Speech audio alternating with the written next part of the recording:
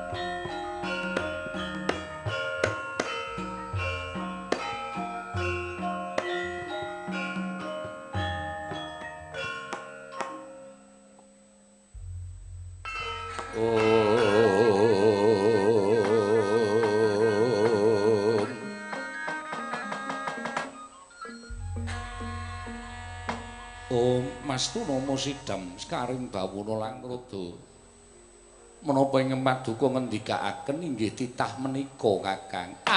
Londolon.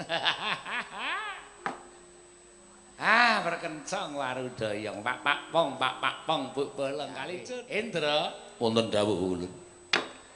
Ulun mau paring dawuh piye?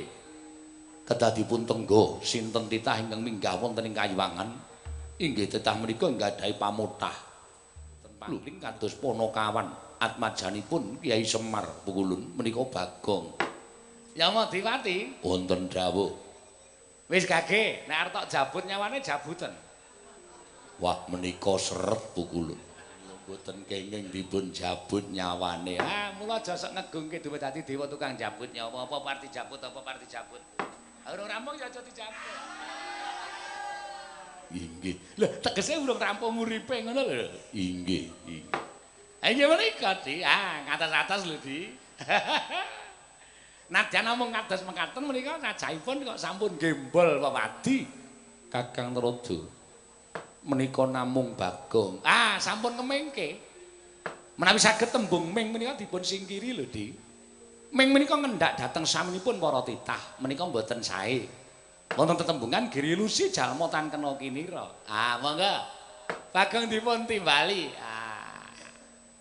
Nah wonten menapa-menapa dikur kedah dipun petang lho. Kula sampun matur kedah sepeleh, kedah sabar. Mengsah titah ngaten menika nek ora sabar malah ketekuk-tekuk mangke malah kewirangan. Inggih Kakang.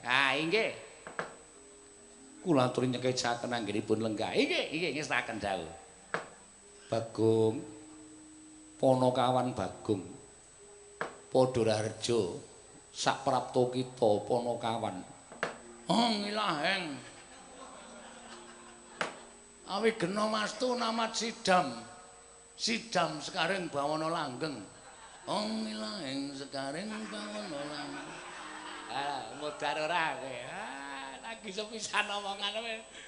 Nglarake ati kok sebutane dewa nggo dolanan sapenake dhewe. Mboten nggo dolanan pukulan niki lagune Gomblo. Oh iya. Pukulan Bathara Guru kedahipun presa nate kagungan titah ingkang sampun seda.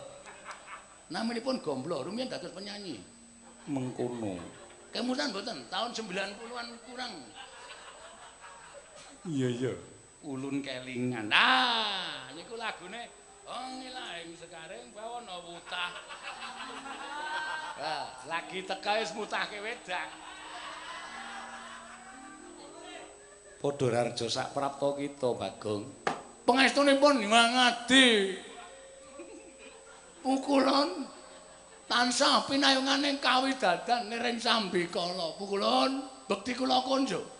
Ulun tampa. Sami-sami ulun nggih nampa.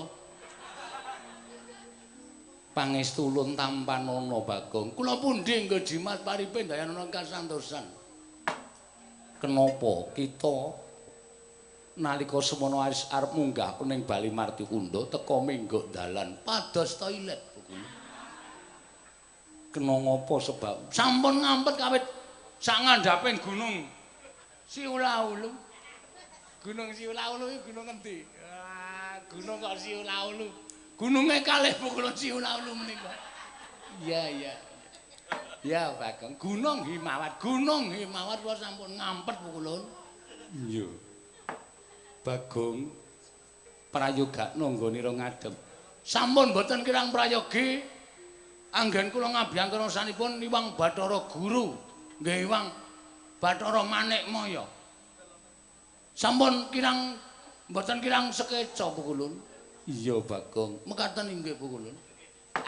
Bagong. Padha rarja saprapta kita, Bagong. Pukulun Bathara Lodolut. Bathara Lodolut ora. Bathara Antrada. Iya. Jan, naman kok ora gede-gede. Aja ngawur kita iki ya ngomong sapenake dhewe. Antrada iki ming semene iki. Nggih, pukulun. Bekti kula konjo ngersanipun Iwang Adi Pukulun Bathara Antrada. Mugi kantang piyong ngersanipun Iwang Pikulun Bathara Kaneka mawarna-warna. Kaneka Putra. Ya. Pangestu lho tampanana ya Bagong. Lha pundi kok jimat barik. Trondolo iki. Aku ki ngajari kok kon semeleh tak kon sabar kok malah rasane kok iso ora kuat sabar. Totok mudar. Wes. Bathara Antrada notok Bagong. Iki merganing kose. Kose kok urung-urung kaya sarep iki merganing patumu. Bagong padha rarja sak prapta kita. Pangestunipun Bathara Indra. Iya. Nering sambikala bekti kula kacur Bathara Indra. Katur Bathara Indra inggih Bathara Warkop. Kok Bathara Warkop. Bagong padha rarja sak praptamu. Yama Dipati. Ora basa anu pukulun Yama Dipati. Bekti kula konjo pukulun. Iya. Sampun nate njabut nyawa titah sampun angsal pinten pukulun? Ya wis akeh sing padha tak jabut nyawane. Kowe nek kurang ajar tak jabut nyawamu. Lho. Wis Yama Dipati. Ora gawe perkara. Ora sasok aneh-aneh. Bagong nek ngene iki ora kena disanak tak kandhani. Nggih, prayogakna Bagong. Sampun mboten kirang prayogi pukulun. Yama Dipati. Pukulun. Piye Bagong? Sowan kula wonten kalipun pukulun Bathara Guru menika namung badhe nyuwun priksa pukulun. Nyuwun priksa perkara apa? Pukulun Bathara Guru menika menawi adus dangu. Amargi keleke papat. Lengosoki mesti suwi. Sabar lho, Di.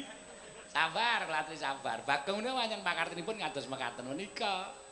Tabiatipun watakipun nggih ngaten menika. Sampun ngantos dipun lebetaken wonten ing penggalih. Iya Bagong pancen lu nek siram suwe. Remen kula Bu Gurun. Iya Bagong. Nggih.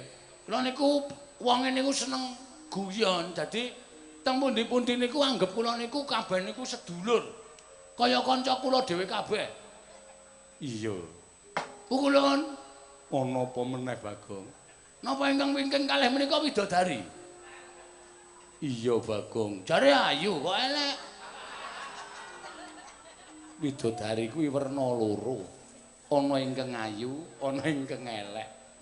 Wah, campur aduk. Sing widodari sing ngajeng iki ayu-ayu, sing pinggir mriku elek dhewe nggih Bu Gurun. Ya wis ora dadi ngopo. Gayane nganggo kacamata bareng. Sing ngendi ya widodari kacamata. Ah kae lho sing nika lho sing teng mburi nika lho, mburi dhewe nika. Cengengas. Wah dicopot saniki kacamatane dicopot.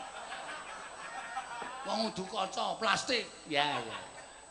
Lah sing sabar Mbak. Ponokawan Bagong. Dalem Bu Gurun. Ana wigati apa dene jeneng kita sowan mongko tanpa tinimbalan? Apa saka karep kita dhewe?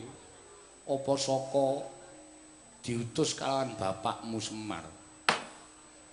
Kula kesah saking Karang Kadempel menika malah mboten ngerti Kang Gareng, Kang Petruk nggih mboten ngertos, Bapak Semar luwe-luwe nggih mboten ngertos. Alah, Bagong ki rene kok nggawa bola iki piye?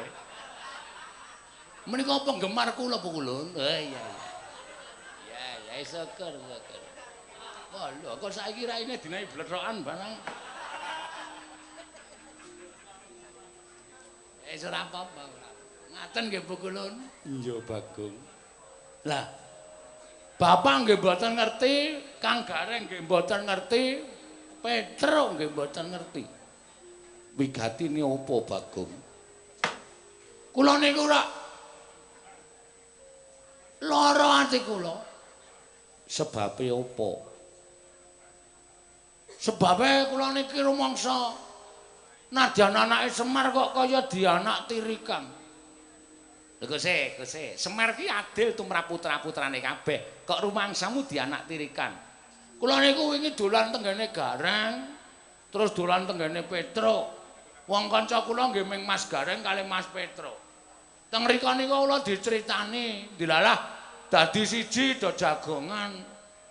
Kita Gareng lan Petruk Nggih, teng omahe Gareng do omong-omongan gayeng menika. Pertama membahas pilihan presiden. mengkono. Nggih. Terus angka loro suweneng suwe saya mrambat, ceritane gayeng. Mes saking jam 09.00 esuk nganti dalu niku kula mboten wangsul. Merga rembuke pun dadi tenggene wong tuwa. Gareng kalih Petruk niku do rangkul-rangkulan.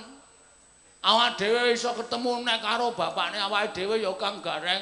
Terus Petruk ngrangkul Gareng, terus Gareng ngrangkul Petruk. Heeh, terus jebul bapakne dhewe saiki wis dadi dewa. Ati kula niku cemburu. Mergane Mboten wonten sing ngrangkul kula. Terus Gareng niku cerita, Begawan Salantara, ya Begawan Gandarwa Maya, ya Resi Gandarwa Raja Bali wis urip ning kayangan. Awak dhewe mung kari ngetutke bapak sambungan ya kuwi Bapak Semar nganti tutuk uripe awake dhewe, Truk. Ngono kuwi Petruk nggih ngoten niku terus terus pokoke salaman niku terus linggo jejer. Petruk karo Gareng do selfie. Terus diupload ditulisi anak Salantara. Ati kula kok kelara-lara. keloro-loro sababe apa? Kula takon berarti aku ki ya anake Salantara ya, Truk. Petruk niki ora wangsulan ming menjep karo melengos. Ya udu muni ngono. Bapakku Begawan Salantara ya ora anak-anak. Kaya ndok banyak ngono. Anjuk aku anake sapa ya, Truk? Aku ku ya asline dudu anake Semar to, Truk. Dudu, Semar ki ra ndek anak. Semar ki malah anake ning kayangan kabeh. Kae Bathara Kamajaya, Bathara Yamadipati, Bathara Pathok, Bathara Gandamanan, Bathara Sarkem. Kuwi anake Semar ngono. Nah aku ki kudu anake Semar, aku anake Begawan Salantara. Muni ngono. Aku dadi kelara-lara. Ah terus pada suatu ketika sabar lho Di, sabar. Bagong menika bahasanipun ngados-ngaten menika, sampun kados-kados dipun anggep kados titah sanesipun. Nggih. Lho sing nggih kono wae kok.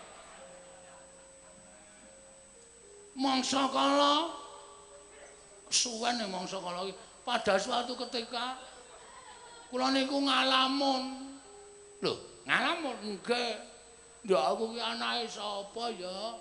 Upama aku ki duwe bapak, mestine Bagong ki kudu ngabekti karo bapak.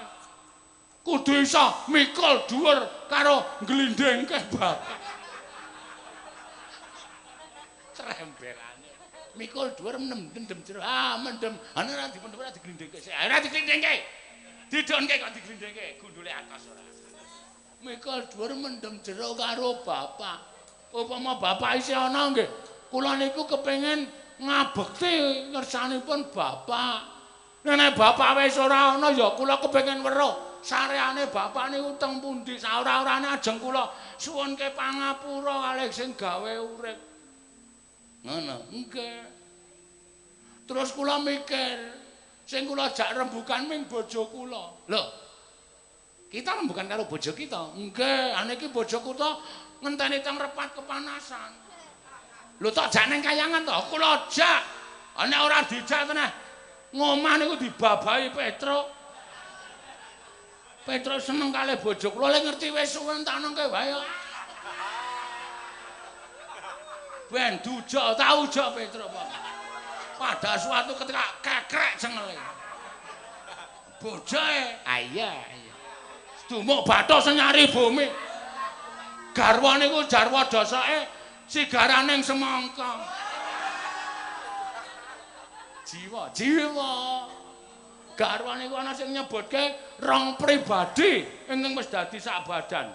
Garwa niku nyebutake rong awak sing dadi siji. Mula nyok do dadi siji to. Sabar. Mboten sabar pripun? Ha kok sing teko Bagong ki piye? Ha iki sing njaluk sing nanggap kok. Nek do ra seneng kula ngucat teng mriki nggih sing kira-kira ra cocok lakon niki nggih mangkondur. Niki sing njaluk sing nanggap butuhe Pak Ganevo sak keluarga. Bungah niku wis sah. Lho kok malah nesu to bocah iki? Ha sampean cerewet. Kakang Rodo kendel ya iki ya. Kayangan iki karepku aja dienggo sak penake dhewe mengelekke tata krama. Ha iki tata krama kok banteng ambyar. Iya wis ora Bagong ora. Ngonten niku bojo kula Bu ora usah munggah nang kayangan. Ora lagi datang bulan ta. Kayangan ki nggon resik, nggon suci. Selagine wong lagi nggarap sari iki ra entuk mlebu nang sarean. Iki kayangan iki nggone dewa engko ndak terjadi goro-goro. Nggih, ngoten terus nunggu nang repat kepanasan. Repat kepanasan ki ra ana iyup-iyupane, gosong mbok eman. Amen wong wedok kaya ngono kok. Sing nggih sinuwun kok tak nyemet rokok sik nggih. Iya. Kayangan kuwi ora entuk ngrok. Sing ngomong sapa? Entuk, angsal di angsal. Gareng nek ora udo ki ra iso mikir. Iya, Pak. Iya, lah mbok ndase tancepi rokok. Coba wae. Ora usah suluk. Sembrono ora. Ngaten Bu kula. Nah, inti dari segala napa sing kula aturke? Inti dari segala inti.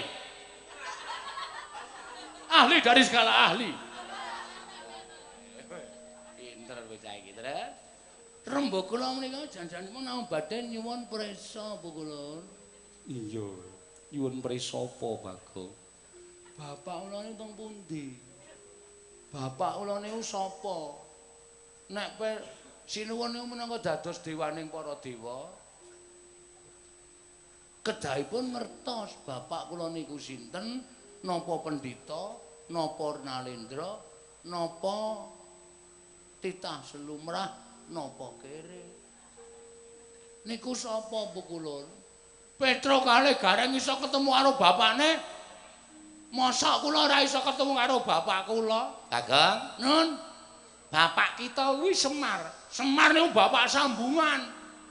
Niku dudu bapak kula asli. Sapa sing muni Semar? Karet sirahe. Iya. Udu. Udu Semar. Ning perlu dipikir. Nggih, Pukulun. aduh Bagong. Aduh, yang napa Pukulun? Ulun kuwi kaget. Lah kok dadi kita ingkang nyuwun prisa kalawan panjenengan ulun. Mangke rumiyin ingkang dados dewaning para dewa menika sinten? Ulun. Ha, berarti ulun kedah ngertos. Kita. Lho, sing positif ulun. Kita apa ulun? Jare Bathara Guru. Sama niku Bathara Guru apa Bathara Ulun? Apa Bathara kita? Ulun ki sebutane panjenengan ulun. Nah, Yen kita ya kita. piye iki?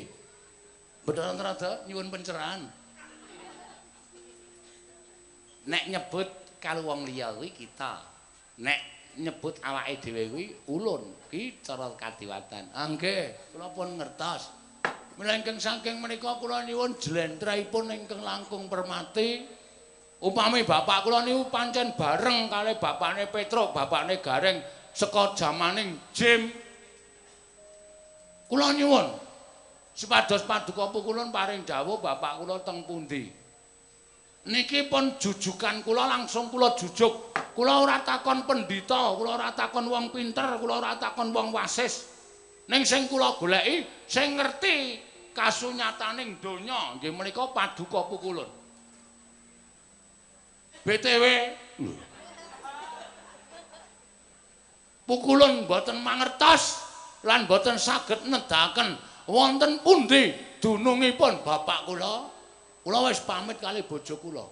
Bu, nek aku takon Bathara Guru, Pukulun Bathara Guru ra iso nuduhke. Wis kowe cepak-cepak ya Bu, nek engko weruh kebul neng Kayuwangan, cetha aku ngamuk neng Kayangan. Nek mengko ana para dewa do alok, ana titah mati neng Kayangan, aku mati neng Kayangan ikhlasno Bu, kowe mulih ngomongi anak-anak. Nek bapak wis ora ana. Bojo kula wis tatap tanggo-tanggo atine, blas ora nangis. Wong bertahe bojo kula ya ora tresna kalih kula. Mula ora nangis. Ning ewas-mono tetep kula tresnani. Mila ingkang sing menika kula nyuwun pangandhanipun Pukulun Bathara Guru mboten ketang namung seklimah. Bagong, bapakmu iki nggone nang kene. Niku wis mujudake sawijining kabagyan tumraping kula. Kula anggap paduka Pukulun menika pranyata dewaning para dewa. Iya, Bagong. Nggih. Oh, Pukulun. Sampeyan dewa ora duwe rasa kamanungsan. Ngopo, Bagong? Mosok sapi nggo ancik-ancik. Iki anggere mripate tekan kono-kono iki apa-apa ditakokke. Kuwi lembu andini. Kowe lho, lanang apa wedok? Lho. Mbok kene tak gone dokter hewan tak suntikke men meteng. Dadi pirang-pirang mengke didong. Kula sing ingokke nggih Pukulun. Aja. Totok mutar kowe ora. Bocah kok sembrono sak penake dhewe. Mekaten Pukulun, kula nengga menyanipun Pukulun Bathara Guru. Sekedhik kemawon kula tengga. Ananging menawi paduka Pukulun boten saged nedahaken wonten pundi dunipun bapak kula, ateges boten wonten gunanipun sampeyan menika dados dewaning para dewa. Mboten wonten artinipun sampeyan niku minangka dados dewaning para Jawata. Kula mboten trima minangka dadi titah sampeyan Nek sampean sing dadi sing nitahke kula takoni kok sampean ora iso wangsulan. Kula aturi jaga adang sing kandel. Sumbar kok kleru. Jagang kok ajang. Jagang sing jero beteng sing kandel. Hah? Jagang sing jero beteng sing kandel. Kula aturi nyawisaken dewa-dewa sing digdaya. Kula mboten ajeng wedi mungsuh para dewa. Kula ajeng meksa paduka kula supados paring pangandikan. Estu menika kula mboten gojek. Nek sampean mboten saged nedahaken wonten munduripun bapak kula. Sumpah kula disekseni keblat papat segara gunung. Pertama kali sing ajeng kula pateni niki dewa sing teng mburi kula niki. Iki ki ngapa ta cah iki wong aku ki ra melu apa-apa kok. Sing dipateni ulun ki piye? Tak patenane men rasa nggodha sinau. Lho. Kadake listrik ora? Kakang Trada. Punapi? Kados pundi Kakang? Kula menika bingung. Badhe nesu kok mboten saged. Lah iki menika ampunipun Bagong wonten niki menika. Wong bocah gecul murah-ucul. Anggere rasane arep nesu ning dheke omong meneh niku sampun geli rasane. Geli Bu kula. Kula niku pancen menggelikan apa kula? Nah nika ngendikanipun rak waton nerocos wae sak winake dhewe. Monggo Bu kula aturi paring pangandikan. Sinten bapakipun Bathara Trada? Lho. Sing tak takoki bapakku apa bapak? Iya, Deng. Ah sampean ngomong wae kok. Marai lali. Bapak kula maksude kok bapake Bathara Trada. Nggo ngapa bapakmu ya? Sembrono ora. Aku ora takon bapake Bathara Trada, takon bapake Bathara Trada. Sinten? Sinten Bu kula? Bagong. Nun. Estu napa Bu kula? Bagong aja kaya ngono. Ulun kaget. Alon-alon Bagong aku tak kondo karo kita. Nggih. Niku harapan kula namung sampean Bu kula. Nek sampean ra iso ngandhake tenan iki kula wis peteng mripat kula. Kula ora nyawang dewa, ora nyawang titah. Kula wis nggo bendho pun kula sah. Ngamuk teng mriki tenan. Tak tegori wit-wite. Tak resiki kabeh. Yo malah matur nuwun. Weh lah. Adi, ampun kados mekaten tadi. Lah wong Bagong ngaturipun badhe ngresiki kayangan. Wah, padake tukang kebon ora.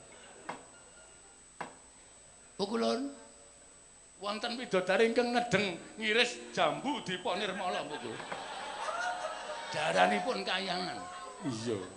Widodari para dewa kuwi darane jambu. Salak pulun mboten? Ya mesti.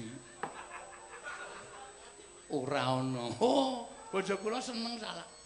Kentrose. Bagong pancen cangkeme elek terang. Nek kayangan kok waton muni sak penake dhewe. Monggo tampung kula niki jamipun mepet. Niki mengke bar niki terus widodari Mimin kali Apri ajeng pentas kok kula. Iya. Iya Bagong sabar sawetara. Nggih. Pun monggo kula aturi paring dawuh. Bagong sing gedhe pangapura kita. Ulun mboya ngerti. Dasare pripun kok sampean mboten ngerti? Ulun mboya ngerti sapa wong atuwa kita. Sebab saka sak ngerti ulun, kita kuwi ora dianakake, nanging kita kuwi dumadi sarana cipta.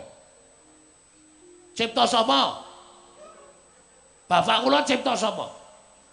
Nek kula tepang ning pun mboten wonten piyane, cipta ketel sora geneng. Niku yagane bapak kula mbiyen. Aja ngawur. Sarana cipta tegese nalika semana Semar Kakang Ismaya munggah ana ing Kaiwangan nyuwun supaya diparingi kanca sabab urip ana ing jagat mung ijen. Lan kita kuwi sak tenane tak kandhani Bagong srana cipta krana dumadi saka ayang-ayangane Semar. Tegese kita kuwi ora dianakake dening sapa wae nanging dumadi saka ayang-ayangane Sang Hyang Ismaya ya Kyai Semar Badranaya Bagong.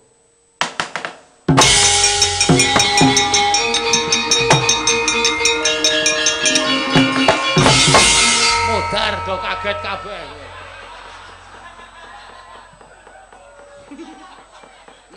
kok sende-sende. Sapa, Bang? Para dewa-dewa. Do nabuh gamelan Lokananta kok sende-sende. Wah, larangan dulu ora. Wong kok senengane ora membubarke kadewatan. Mbubarke kapang rawit ya kaya bendo kapok. Rumangsane pukulin.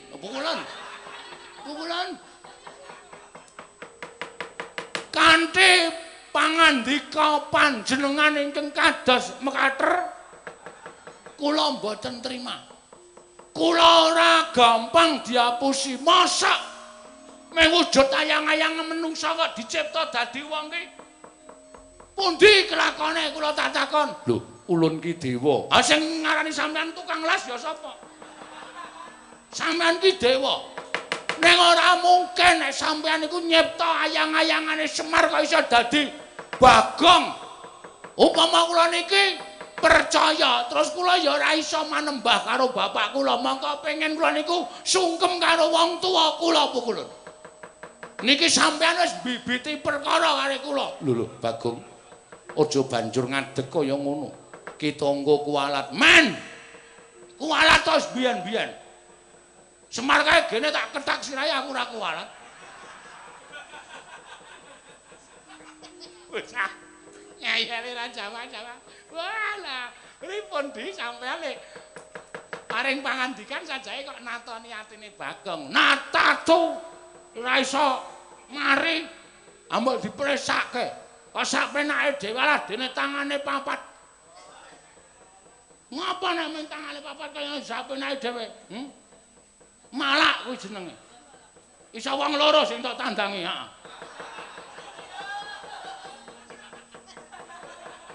Aku umpama di tangan papat ora bungae ya. Wis, loro sisan rame siji. Padake apa? Bagong. Ning aja kaya ngono. Ora iso aku nek ora ngamuk. Ora wis gelem ngandhake nendi bapakku Bathara Guru, Bathara Narada, Bathara Indra, Yamadipati, Brahma. Semeru Ngawi. Kabeh ajar kabeh. Ora peduli. Anggere ora do ndudunge bapakku nendi Bathara Guru kudu mudhun saka sela mangumpeng kandha waru binangun. Ora ana gunane sampeyan dadi jawata ning Kayangan Surabaya. Percuma. Tidak ada gunanya. Aku ora trima nek ming wangsulane kok ming Bagong kowe dumadi saka ayang-ayangane Semar. Semar seprene nek tak engkeke nggon panasan ya isih diayang-ayang. Berarti meng ngapusi, meng arep nglegani karo omongane penjaluke Bagong meng jawaban kaya ngono ora tekan Kayangan ora masalah. Ning gandeng wis tekan Kayangan kene wangsulane dewa meng sak kepenake dhewe. Bathara Guru ora mudhun saka sela kandha waru binangun. Syarat ning tempat kepanasan legane atiku.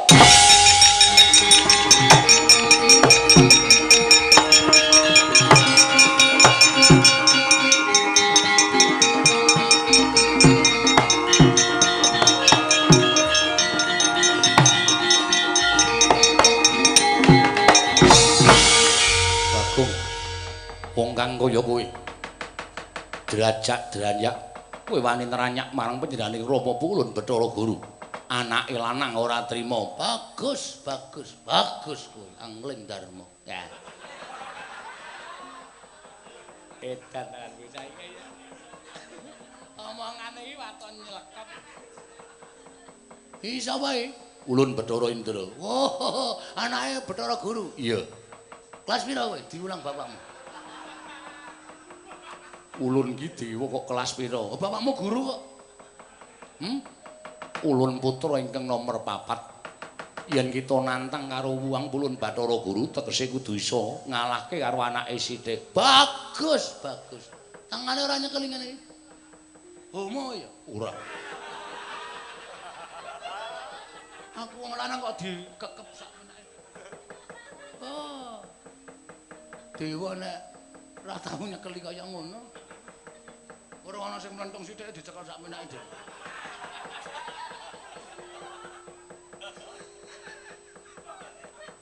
Aduh. Lha niku ajeng guyu ning wedi kali Bagong. Ya mau diwaca jabut untune. Iya. Ora Bagong, meneng anteng. Ya kok tak nandingi Bathara Indra. Maksudmu kowe metu njaba apa ora? Lho, kepiye to iki? Dewa kok kaya ngono ta omongane? Oh, mula dewa ki ra tau do ndek anak. Awang ditokke njaba. Tegese metu njaba ki metu ana ing ngrepat kepanasan. Oh, begitu. Ya. Maksudmu kowe nantang karo aku? Sing tawedene apamu ngalahke Bathara Indra, kelakon adu arep karo Rama Pukulun Bathara Guru. Metu njaba, Ndra. Metu njaba. Kandhakno kasina karo Dana. Aku ora wedi. Kerubuten nyandang cip.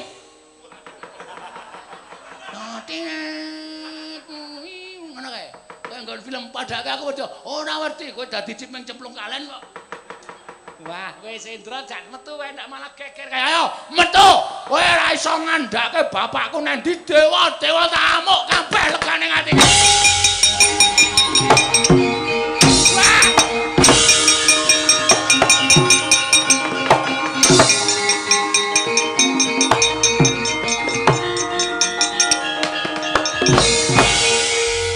Ya, ora trondolo kae. Ning arep metu kok nendang weteng lho. Kakang Rada dipun menapakaken. Wah, Bagong ki pancen bangsat tenan. Madhep kene terus sikile duncalke kena nggon weteng. Inggih. Kados pundi Kakang? Ah monggo kula mboten saged nengahi perkawis menika. Menawi adiku rumangke mboten saged nengahi dhateng perkawis menika, kula sampun mboten saged matur menapa-menapa. Kula rak munjatur sapaduka tadi. Ingkang damel geger menika titah ingkang sajaipun badhe damel gara-gara wonten ing Kayiwangan. Namung semunipun wonten dipun tandhiaken Bagong menika kok tumrap kula leres. Leres kados pundi Kakang? Bagong ya ora dijlentrehi. Saka ngendi to kedadiane? Nyatanipun kula sampun paring keterangan nanging Bagong sajaipun sampun boten pitados. Saya ora percaya wong wis dheweke Bagong menika nggadahi kapitadosan nek anggenipun gumlar wonten ing jagat menika wonten ingkang lairaken tegesipun gadah Sudarma. Nek ming diapusi utawa dikandhani saknyatane, mongko menika inggih saknyatanipun kados mekaten menika Bagong dumados saking ayang-ayangipun Kyai Semar. Ning bocahe wis ora percaya. Lah menika berkencang warudoyong pak pong mbok bolong kali cedhi sama singgal.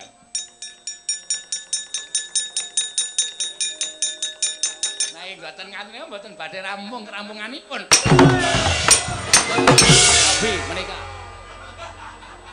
menika rak sak penake dhewe ta nika.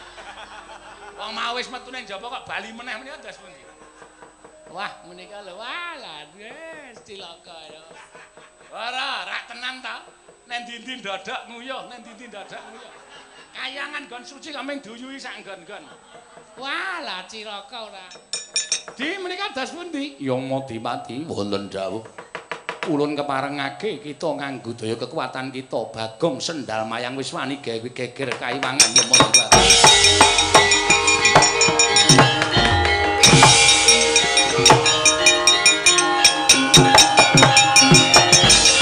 Sapa sing ngakon ya Madimati? Sing ngakon ya Madimati sapa? Di kula mboten tuwet-tuwet lho, Di. Waduh lah pripun menika? Waduh lah. Kemanan kowe Bathara Guru? Ya Madipati njabut nyawaku. Untung aku wis gawa serep saka omah. Ya Madipati gawa nyawaku ning aku ora iso mati. Wanine kongkonan dewa-dewa. Nendi Bathara Antaradima? Kakang Narada wonten pundi? Kula wonten. Narada! Penyakit ora?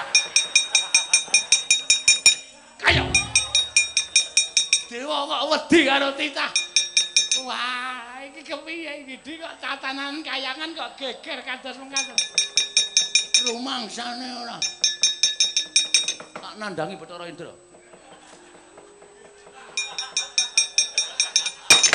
Edan, iya. Kakang menika menawi mboten kesah malah kewirangan. Salah pripun menika kayangan ados mekaten menika dipun tonton. Ngambah Dirgantara monggo dimangan.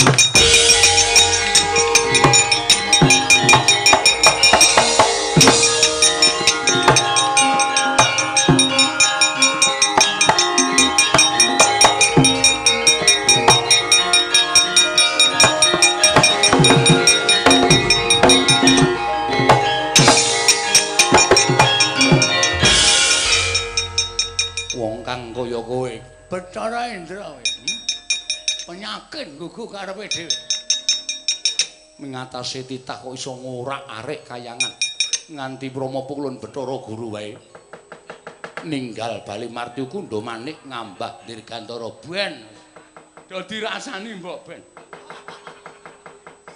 areng apa kowe nantang karo aku kowe nantang karo aku kowe ora minggat dibantangane Bathara Indra kelakon tinju akhirat. Semono uga kowe Bathara Indra. Lena pangin damak cemplungke kawah Candra di muka. Lho. Sing nyemplungke ki dewa. Wis nyemplung dhewe-dhewe wae. Ya kowe nyemplung aku ya nyemplung. Ya, ora apa-apa. Anggo klambi renang lho ning. Men ketok asik.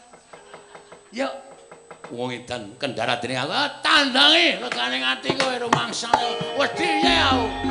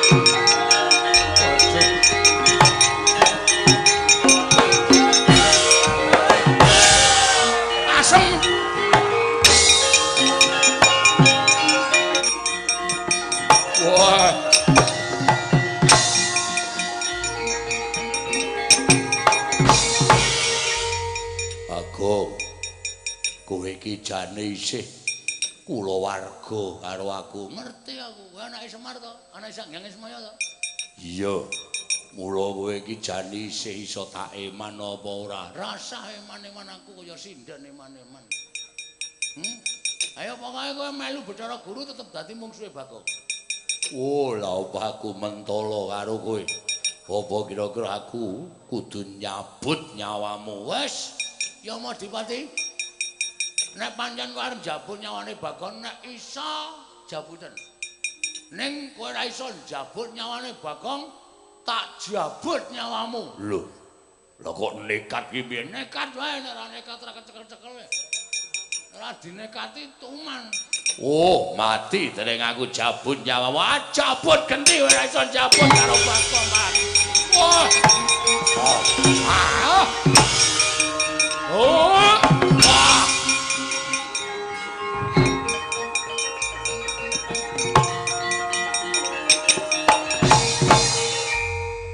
Gandar dikandhani ora gugu jabut nyawamu tak go metu sukmamu ayo Tangiya yen pancen kuwi anake Semar sing digdaya Tangiya legane atiku semute tak pindah kene ah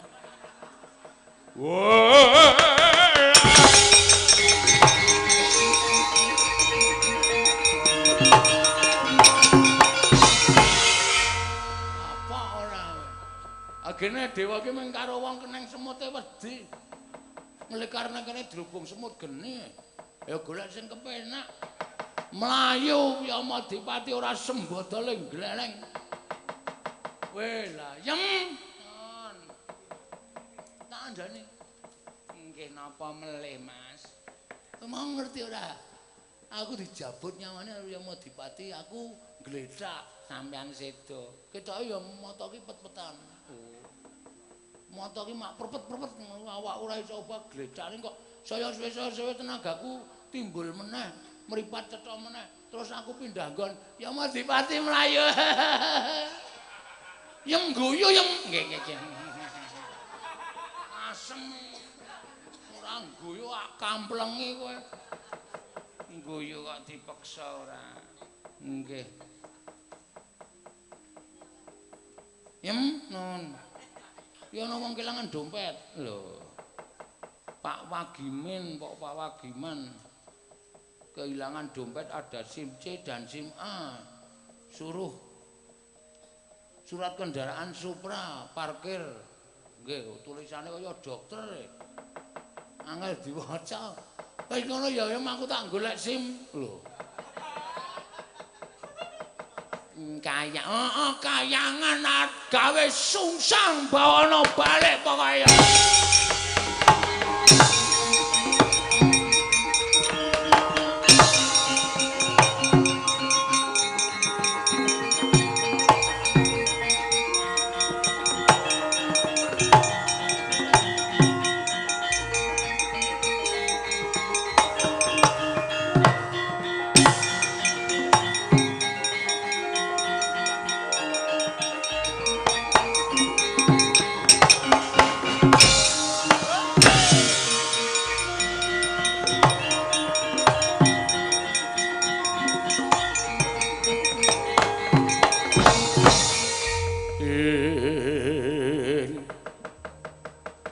Yana dewa yen nuntuna wong aprang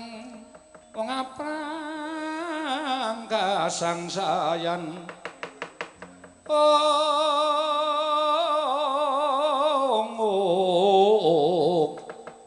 wong aprang kasangsaran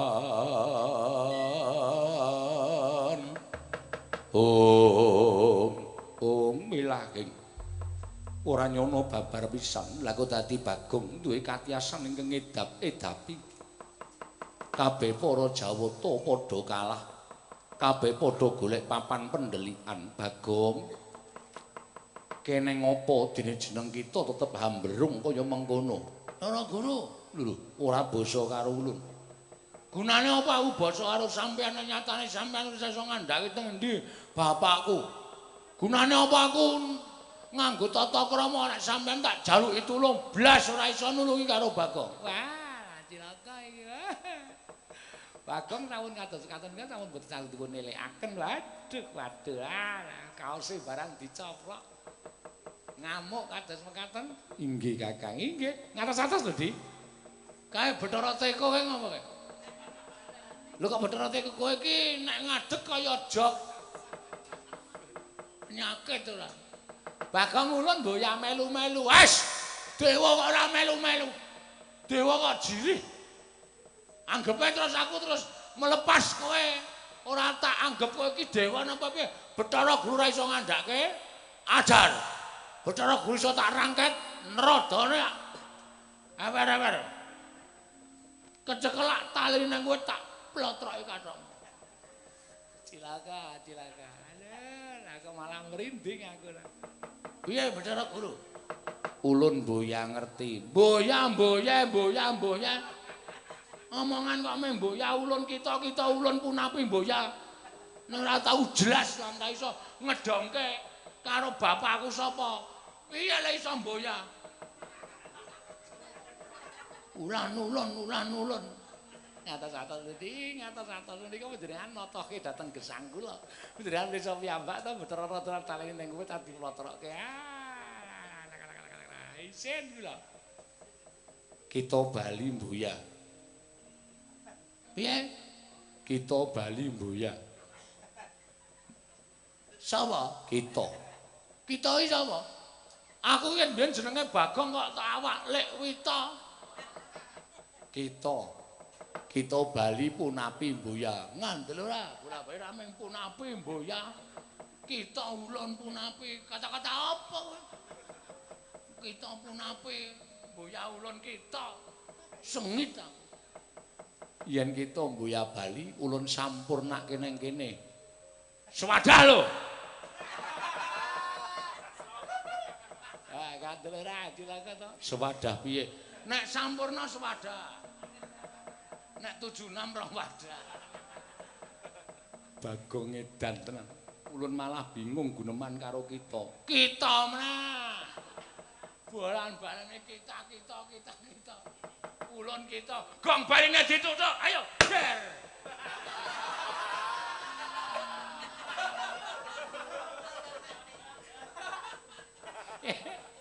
Dewa lagi delek-delek kok digetak delek-delek karo mangan. Wayange nang kene kok madhep penonton. Iya kok ora seneng wayang.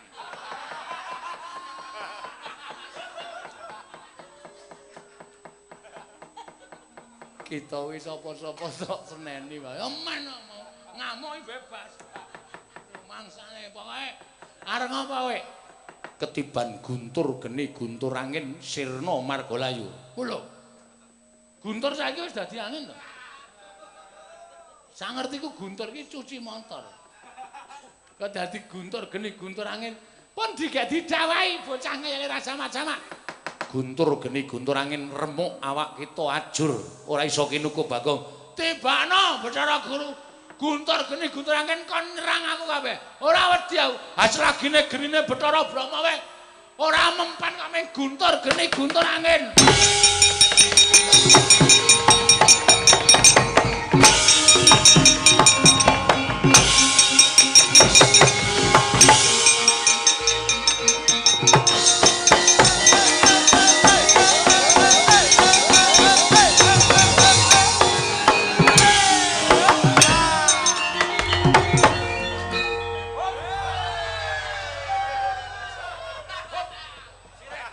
Bareng nabuh do kesenengan. Disuwuk ra gelem.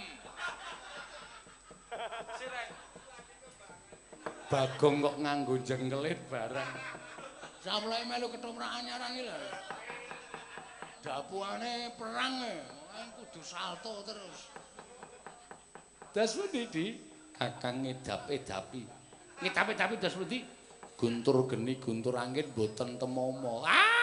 Cilaka, ya cilaka. Apa kowe? Nerada? Siap-siap tak blotroke kowe. Aduh, trondol. Guntur geni guntur angin mboyah temomo Bagong kowe iki nganggo kekuatan apa? Kekuatan supranatur.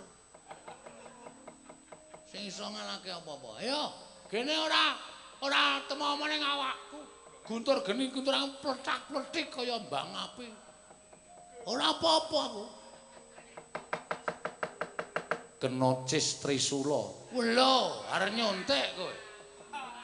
Arep nyontek aku kowe, ha. Cis Trisula, tibana. Aja kok cis Trisula, cis Triamin aku ora apa-apa. Mesti kaya serius alene.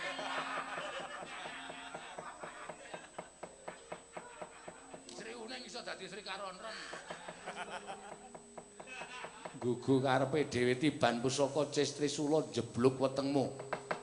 Tibana Bathara Guru kene marganing pati kita Bagong.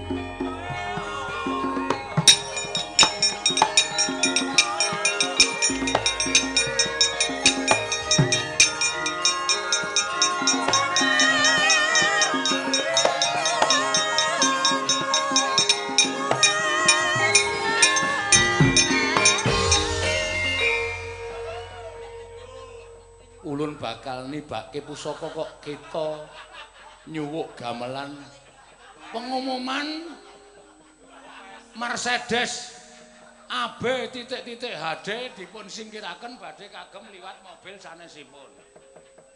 Wah, arep perang kok mengumumke parkir. Edan kae. Oh, iki kagungane Ibu Sinden ingkang nomor kalih Mercedes tong. Mercedes AB titik-titik HD, Malang nang dalan mau. Mesin cuci kok dienggo mobil.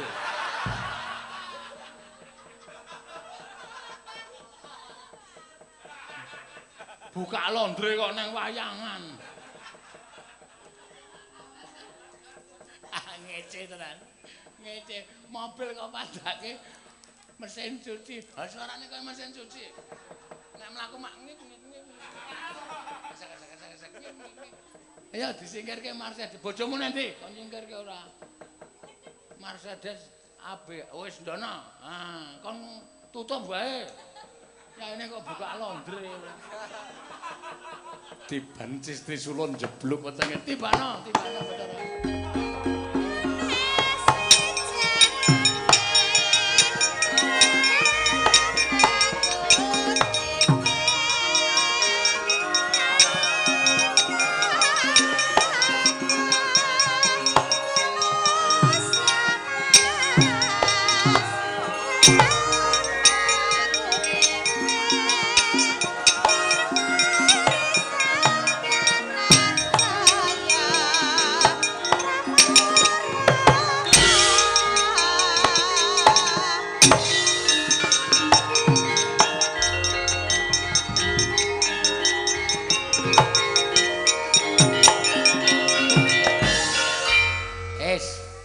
Kajengipun.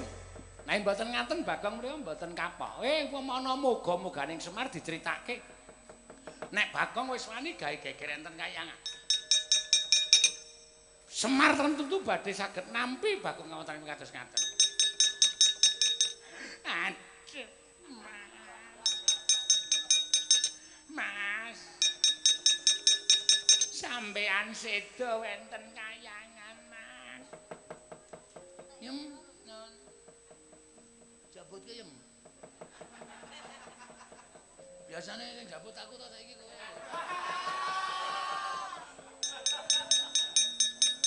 Sampeyan mboten mati. Mati lengane jek akeh kon mati.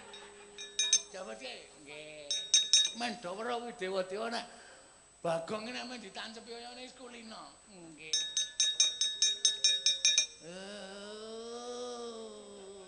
Alon rasa kesusu.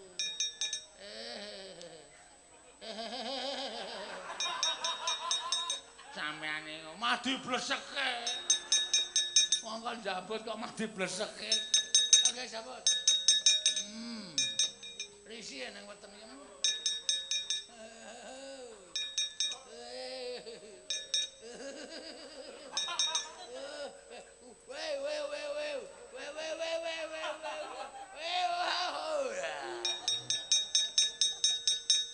Kakek Bathara Guru, mangga Bu kulon.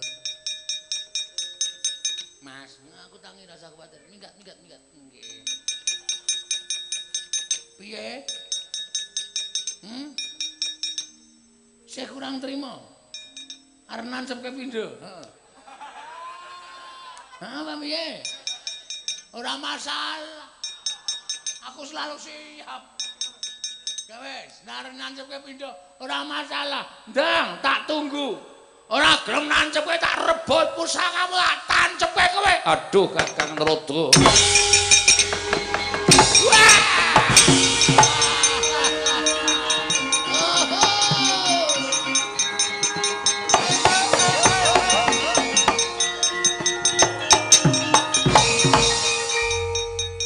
Pripun Mas? Dewa bubar. Bleleng bengi iki aku tenan.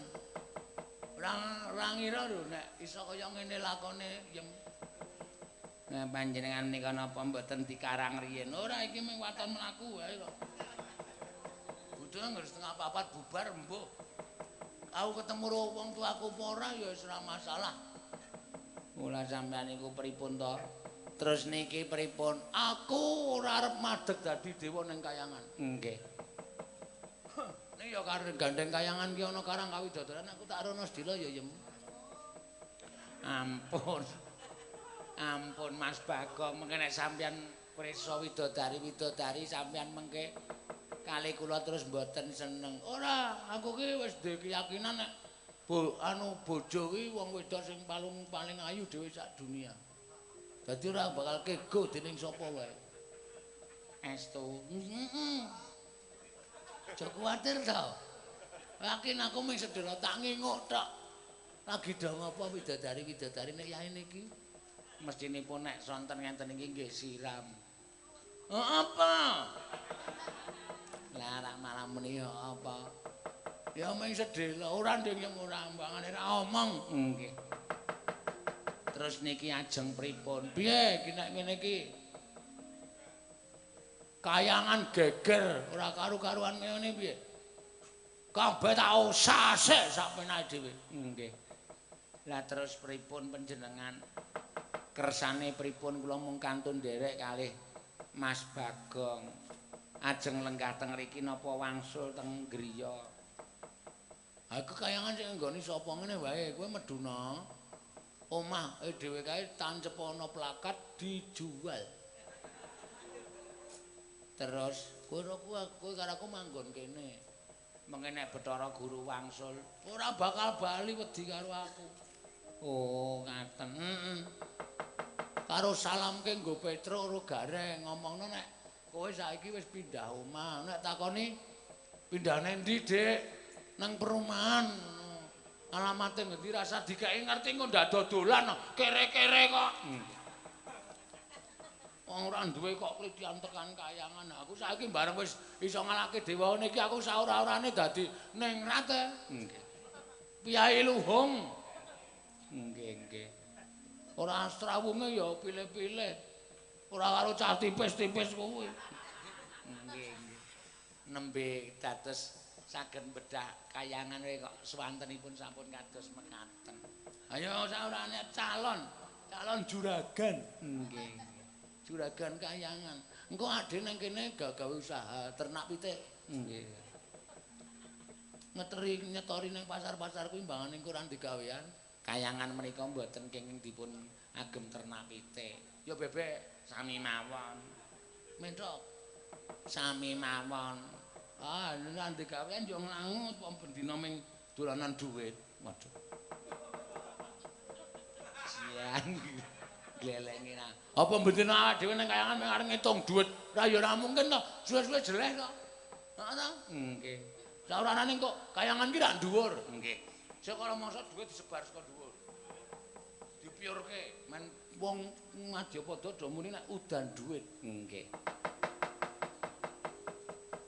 Nggih nek kersane kula ken wangsul yen kula tak wangsul bali ana ning ampun rabi kalih widodari lho Mas. Sing arep gelem karo aku ki ya sapa? Wong aku rupane ndredek kaya ngene kok. Wis kowe bali santai nang omah. Engko nek wis titi mangsa tak SMS. Nggih. Bu, anak-anak dijak munggah ning kayangan. Oh nggih ngestaken dawuh. Napa sing dadi kepareng paduka kula namung estu padha kemawon. Heeh. Ning panjenengan mboten tindak teng pundi-pundi ta? Ora, bocah iki lho. Wis to, mboten niliki teng Karang Kawidodoran. Ora. Yaene iki ya wis elek-elek. Nggih. Nah sore mau lumayan. Yaene iki sisa-sisa. Nggih. Nggih mboten apa-apa. Kelase bolot yaene iki. Nggih nek ngaten kula nyuwun pamit. Sing ati-ati kana ya. Repat kepanasan minggok ngiwok.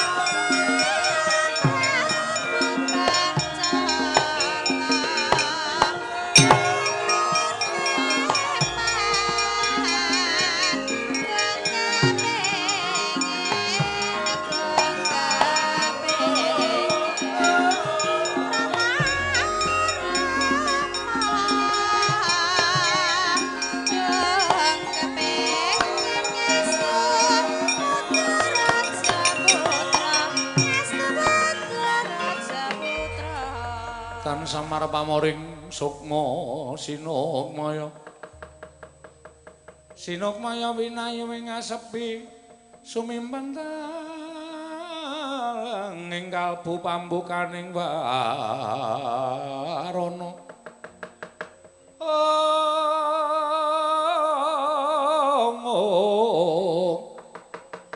talen saking liep layaping aluyuk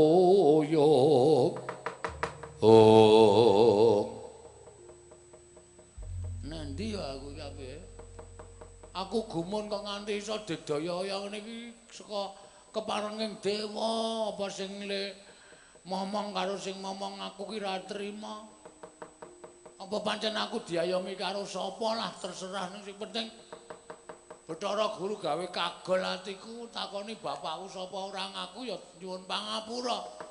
Ning aku ora arep niat lenggah dampar kayangan Silaka Ndawaru binangun kualat jelas. Aku mung derajate ngaceple aku mung kere kok arep werna-werna arep aneh-aneh mbok ya wis. Kene aku terus arep takon sapa wis.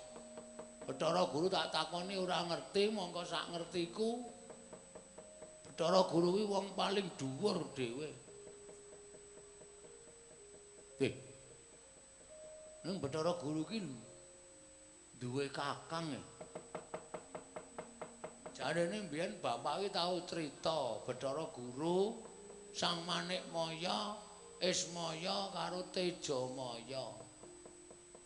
Kuwi sak keluarga ning mergo Bathara Guru kepengin dadi dewa.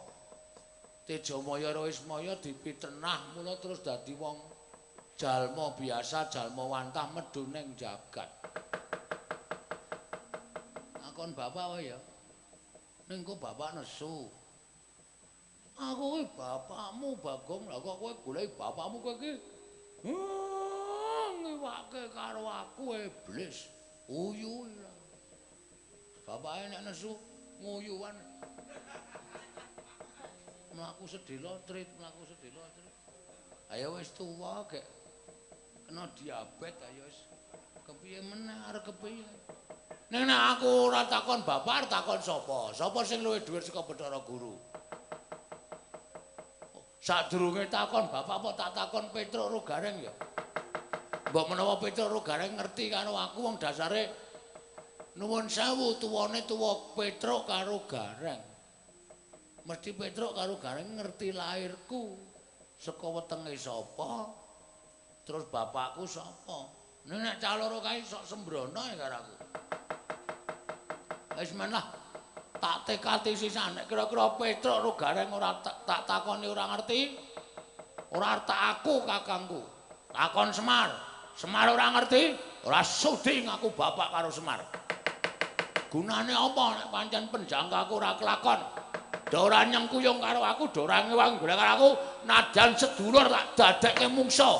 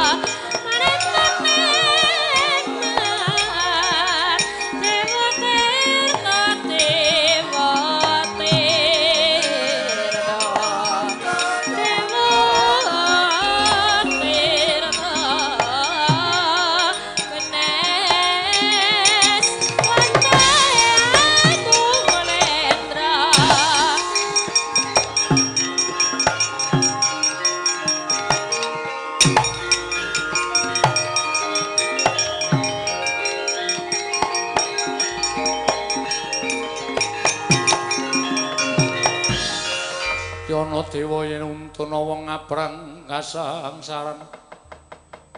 Wong ngaprang kasangsaran.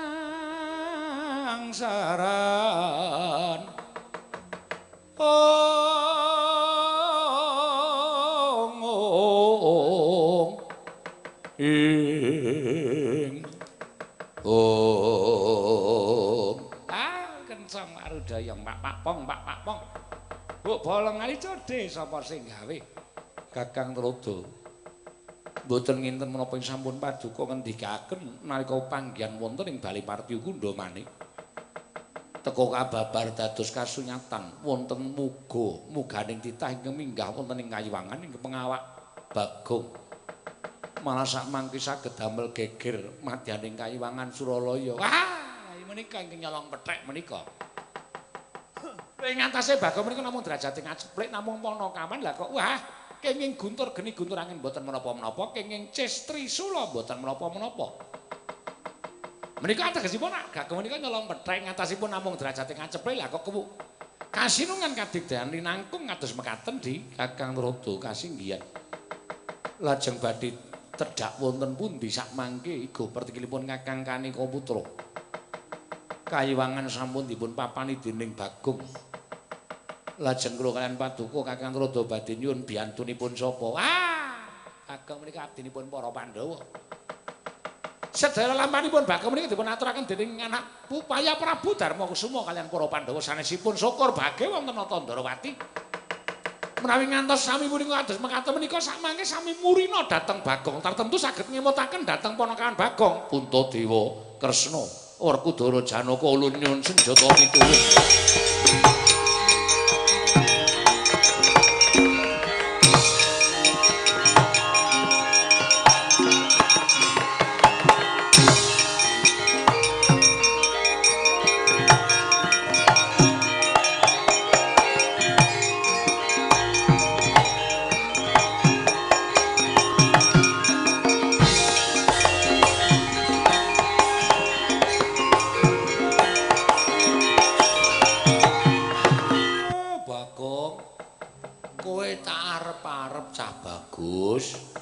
Lah kok dadi ora netepi kewajiban kaya kakangmu sakloron pancen tak sengaja, Pak.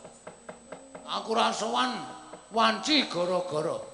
Aku jane wis ngerti gareng nembang apa Petruk nembang apa do begijikan. Ternyata ketok saiki sapa yang berperan besar dalam hal gara-gara. Maksudnya piye? Nyatane kowe metu wong telu Semar Gareng Petruk blas ora ana sing iso gawe guyu penonton. Kehilangan nyawa. Nyawane aku. Wah, ora sombong le. Ya mengki mau mergo klasikan, bapak ki piyai sepuh ngetokke sing klasik-klasikan. Saurarane klasik-klasikan kan ana dagelan kaya to. Motongo lan sak piturute. Motongo ki apa maksude cah kuwi? Hah? Saurarane Petruk dadi Rawana, Gareng dadi Rama, Semar dadi Sinta. Lho, iso dienggo menghibur kok meng coklat abang ijo putih, coklat biru telek kebo. Cah kok omongane kaya ngono ya. Ngopo Bagong? Ngene, Met. Sowanku ngersaning bapak kejaba aku ora melu gara-gara aku jane duwe wigati, Pak. Wigati apa? Demben aku jagongan karo Petruk karo Gareng. Ya ta, Tru? Ha ta, Reng? Iya. Kowe wong loro do rangkul-rangkulan karo mangsamu, aku ora grantes pikirku kok. Hah? Kowe wong loro do so. Wah, so ki tangan tok tangan ditempleke lho. So ngono. Terus rangkul-rangkulan ambung-ambungan. Wong loro kaya le bagiane tumpuk undang ki atiku grantes, Tru. Lho, kuse to? Biyen jaman semono kae ngrembug apa? Alah kowe bar ketemu karo Begawan Slontrot, Salontara. Bapakmu dek jaman kowe urung dipek karo Semar. Semar iki bapak sambungamu. Bapak ya wis ngerti ya, Pak. Iya. Kowe mbiyen jenenge jarane Pecuk karo Mercubuana, Mercukilan. Terus kowe digawa karo Bapak Semar wujud kaya ngono kuwi. Terus kowe gugat nang kayangan takon karo wong tuamu, kowe dituduhke karo Bathara sapa? Terus Sangasih Prana. Heeh, Sangasih Prana. Bathara sapa kuwi? Bathara Wenang. Apa rumangsamu aku ora iri? Apa rumangsamu aku ora meri? Aku ya meri, Tru. Aku ki ya kepengin ketemu karo bapakku, ketemen nguyuh kowe. Ketemen. ketemu karo wong tuaku. Ngono. Aku mau bar munggah kayangan, Pak. Ngopo neng kayangan? Anu tuku dawet. Ayo mestine aku neng kayangan ki gugat. Ngersane dewa, takon nuduhi sapa bapakku. Terus piye le? Bathara Guru maringi dawuh. Ora, Bathara Guru ora ngerti sapa bapakku. Terus Mau nesu. lho. Nesu kowe, Nesu. mungsuh dewa perang. Musuh dewa Bathara Indra kalah karo aku to. Mosok Ora tekoken semau sore kok. Ora tekoken mau sore ngerti critane apik. Bathara Brahma ngobong aku ora mempan. wo, Tak duduhi bojoku muda. Bathara Brahma mlayu. ha to. Terus bar kuwi aku ngadhep Bathara Guru tak takoni, Bathara Guru jane tiyang sepuh kula sinten? Bathara Guru ora ngerti, aku marah. Nesu aku. Bathara Guru nibake guntur geni guntur angin. Terus Aku ora apa-apa lho, Tru. mosok guntur geni guntur angin ki pusakaning Bathara Guru. Kena apa-apa iso lebur kok ora apa-apa. Nyatane aku jek wutone. Iki lho, delok lho, sing ora tanpa cacat sae mete-mete. Ha terus Bathara Guru ra iso nduduhke bapak aku tibani guntur geni guntur angin ora apa-apa terus ditibani Cismanto. Cis Trisula kok Cismanto. Heeh, Cis Trisula. Tibane Cis Trisula aku ya ora apa-apa. Bathara Guru Bathara rada keplayu saka kayangan gila karo aku, Pak. Kowe kuwi amin.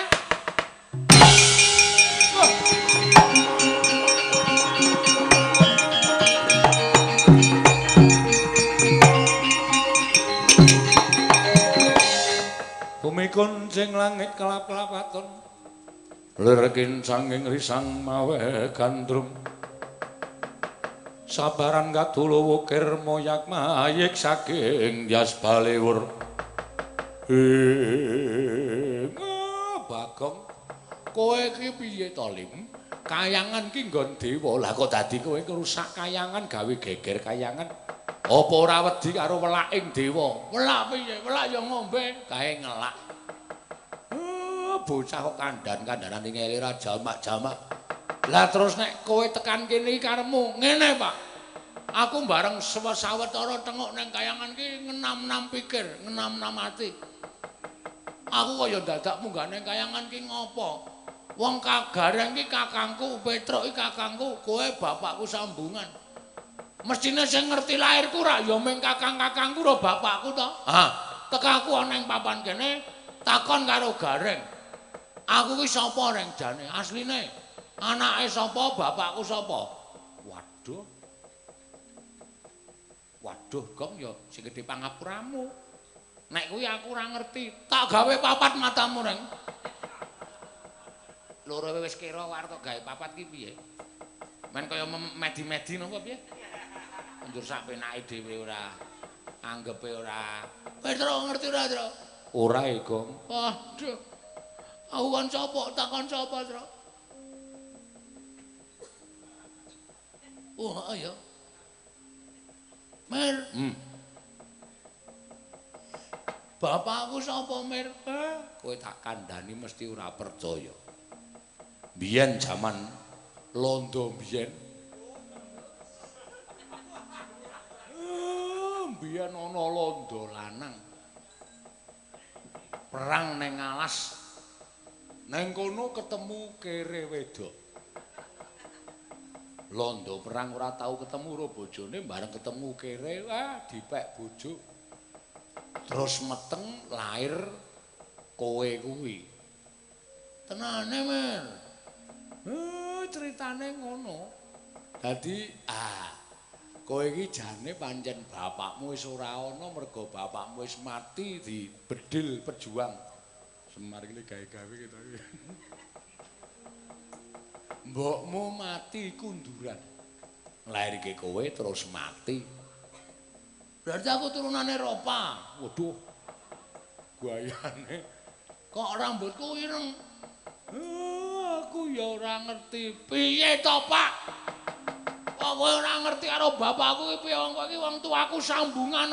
Kowe ya ora ngerti ora? Ora ngerti Gong sing gedhe pangapuranmu. Kowe ora ngerti tenan to? Ora ngerti. Kok kowe iso ketemu karo bapakmu jaman semono. Lah aku ngatas karo dewa kok. Aku ngatas karo dewa ya ora diduduhi ya. Nek ngono ora adil donya iki ora adil Pak aku mah. Nek meng kaya ngene iki aku trimo ngamuk nang kene nek do ora ngerti. Kok Petro mlayu kowe. Ah ya ora kaya ora usah dirusi.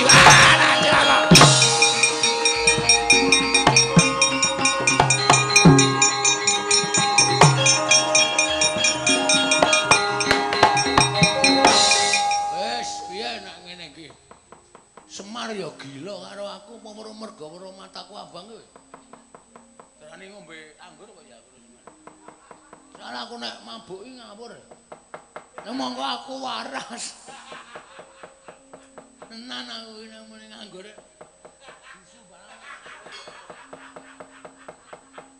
Ambal do mlayu miturut mlayune ora pangling kan. Neng negara Ngamarta sisan gawe pokoke nek urung nganti ana entuk keterangan sing gemandul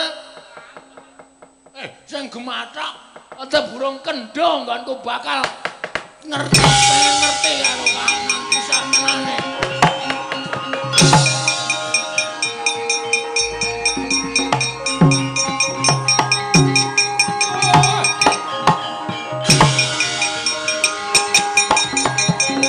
Sampeyan iki dadak mlayu ki piye to, Pak? Bagong mripate wis sabak. Nadyan gunemane rada semu gojek. Aku apal karo Bagong nek mripate kaya ngono kae iki ora iso dindakake. Lah terus piye? Mlayu ning Ngamarta Petro.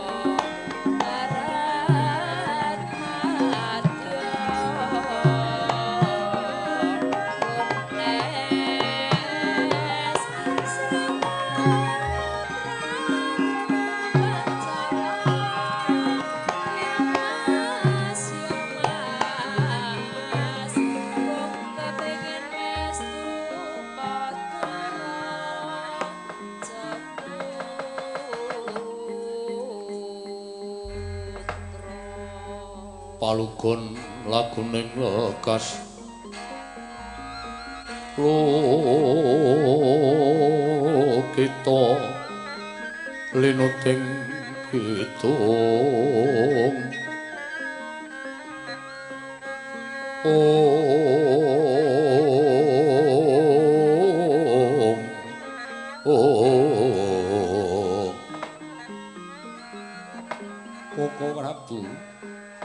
Koko Prabu Ndarawati sawetawis rawuh katuran karaharjan tedhak paduka inggih Yayi tansah pinanganing ngawidadan niring sambikala Kresna kaganggu aku katurake basa aku katura Dimas Werkudara kadangipun Kakang Datampa ora lat pangestunipun Kakang Tampanana Koko Prabu kula ngaturaken sembah bekti kula kunjuk Yaya Arjuna Datampa Yayi kula wonten timbalaning ngadhawuh semu kagyat paraos sing manah dene sawaninipun Ngraka Ndarawati wonten negari Ngamarta benten kelawan saban-saban liripun kados pundi wiwit ing Ngraka Prapteng ampel wates negari Ngamarta nadyan nembe ngawontenaken pasewakan ewadene soroting negari katon surem tejanipun boten wonten menika menapa ingkang kapenggalih saha menapa ingkang jalari kawontenanipun kados mekaten Yai Samyaji Koko Prabu ngemuti dhateng lampahan ingkang sampun kelampah mboten kanthi kanyono-nyono bilih ingkang rayi wekdal ingkang sampun kepengker nyumpena wonten ing ngababar kawursita madyaning pasumpenan mboten kanthi kanyono-nyono negari Ngamarta keblabaking banjir ageng satemah mlebet wonten ing Datulaya poyang payingan sangya para abdi dalem ing Ngamarta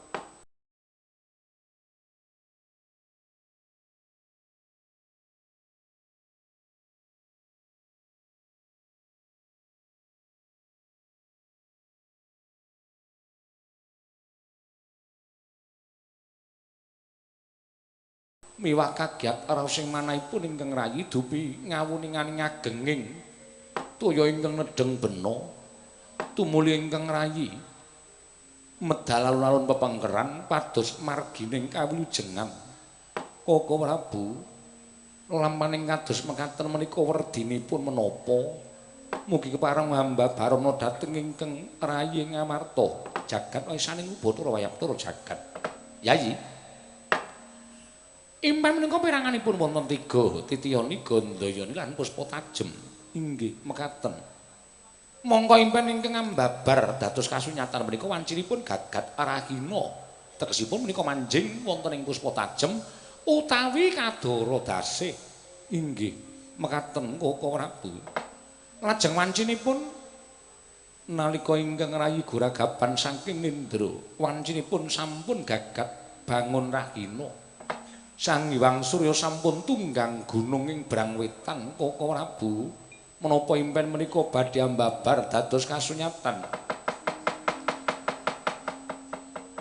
miat langening kalanggiwan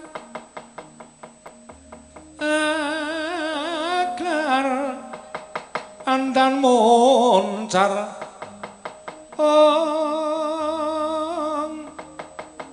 tinon ler kekonang surem sorot edan padang kasoran bajaring purnameng kekono dasari mongso katiga dereng ngantos paripurna katrenjo rawuh ing Wang Pikulun manik wah Iwang Pikulun arada akarya kagyat sangya para Pandhawa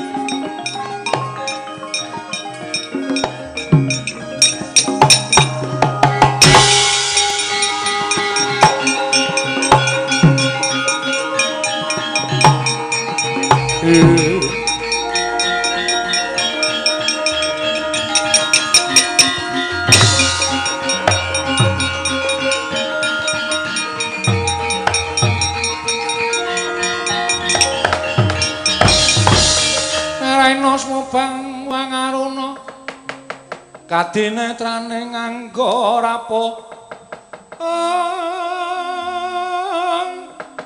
sabdaning kukila ringkani kala saketer kene donganing kong lir wuwu sing pini panca Wong ngabdi pukulan damel kaget rawuh paduka nyang Madyapada. Iya Punta.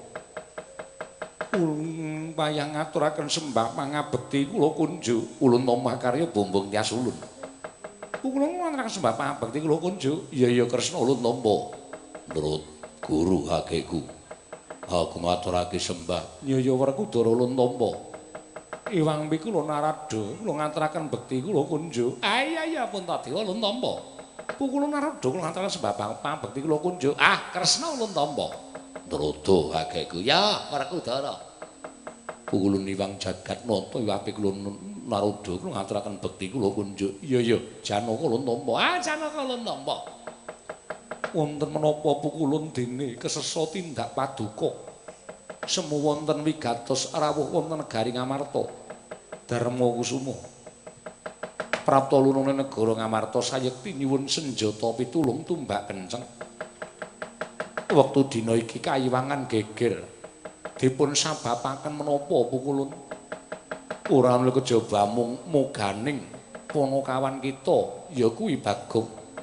Ing nalika semana mungganing Kayiwangan ngupaya kelawan Sudarmane monggo ulun wis paring keterangan ingkang gumathok lawan Bagong munggo asal mula bukaning si Bagong.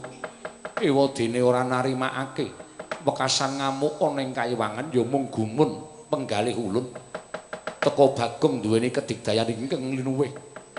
Ketitik ulun tamani Guntur geni Guntur angin Mboyatumama, ulun tamani Cisjar Trisula uga Mboyatumama. Malah ulun keplayu saka Kayiwangan. Puntadewa Werkudara Kresna padhangna Suralaya elingna emurna si Bagong aja nganti hambrung ing datan pepitung. Arjuna wonten paring adhawuh Panakawanmu ki piye?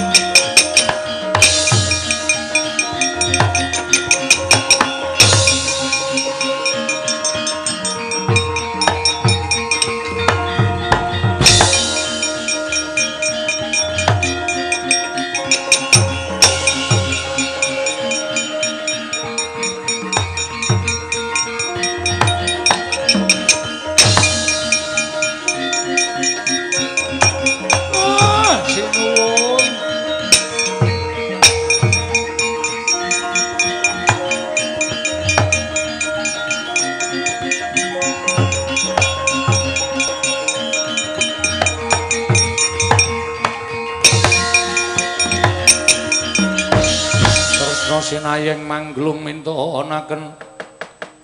mintonaken Dewi Kramanira. Kakang Semar, kula. Lah kok dadi kowe ora elek-elek karo anakmu? Pokal gawene Bagong mengkono mau sayekti ora mung bakal gawe wiranging Panakawan dhewe nanging uga nyempyuk marang asmaning para punden Pandhawa. Para Pandhawa ngono kok dadi bendaraning para Punakawan. Lah kok dadi kowe ora ngelingake marang si Bagong ingkang nganti wani kumolancang.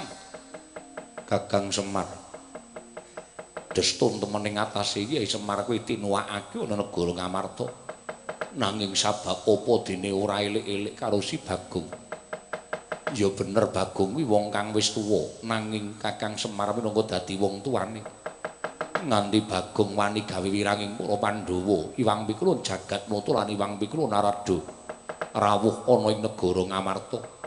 Ngendikake ento Bagong gawe geger Kayiwangan, apa wis memper ing atase titah swantah wani gawe rame ana ing Kayiwangan. Mangke riyen ampun dukani kula sik. Kula tak omong, kula tak matur. Kula niki mlayu-mlayu nganti kringete kaya ngeten iki ya merga saka pokal gawene anak kula. Mboten melu kewajiban minangka dadi abdi nglakoni tetembangan suka-suka parisuka. Lah kok dadi malah Bagong niku tekan Karang Kadempel. Ngunek-unekke kura, ngunek-unekke kakang-kakangne. Takon karo wong tuane mongko pun kula glentrehke ya mesa ora percaya. Malah kula mangsa barang-darane ajeng midana dhateng Bagong pun nek mboten dingotenke bocah niku mboten kapok.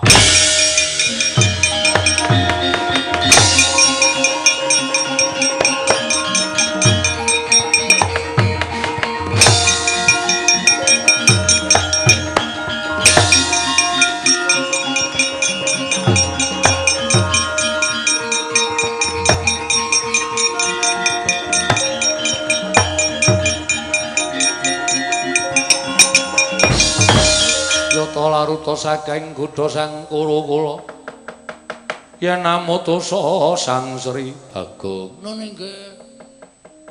Tak takoni. Kowe bloko karo Janaka. Mesthi kemawon kula mboten tau matur Dara kalih Ndara Janaka. Kowe mentas saka ngendi? Kayangan. Bloko kowe. Nggih.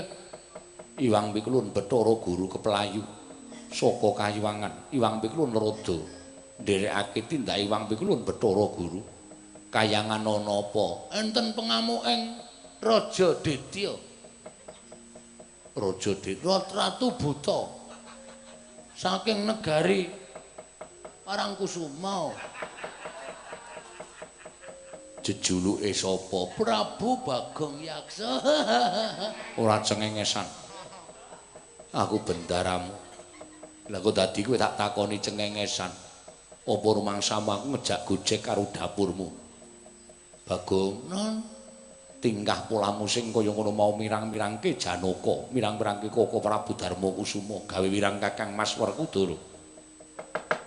Kowe kena delekke apa ora? Kula pulun mendha nek pun wonten sing paring keterangan bab napa sing kula goleki.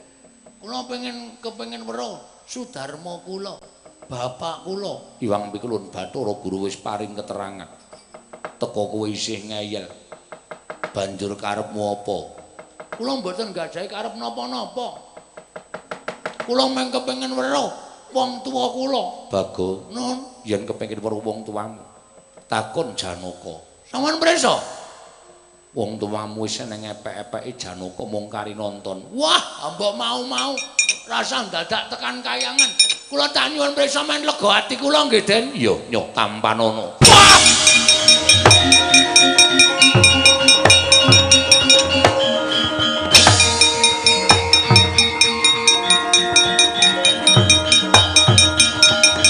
Wes.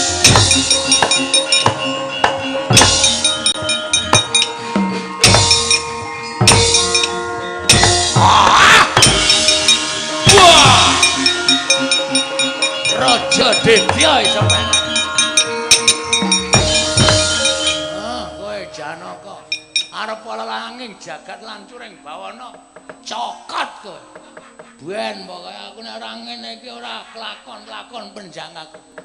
Wah cokot mbuh tatu mbuh ora sing penting tak geget. Aku pokoke niate anggere geget aku niat. Mbuh tatu mbuh ora. Nek urung jerit urung arep tak sulke. Ayo, amuk legane ati iki.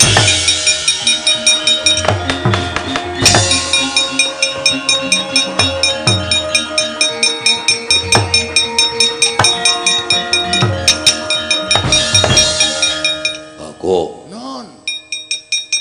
Kowe dadi abdi seprono spririn demenake ora kaya sak gedhagan iki. Lah kok dadi wangkal kowe? Perkara wangkal ning mergo kula duwe gegayuhan, Gus. Nek kula ora duwe gegayuhan ora bakal kula wangkal.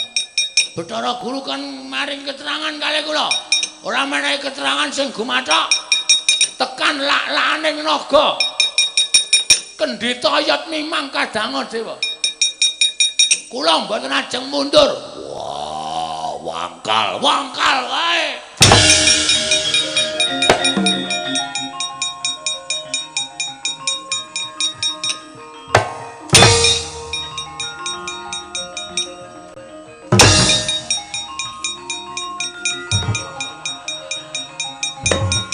Dan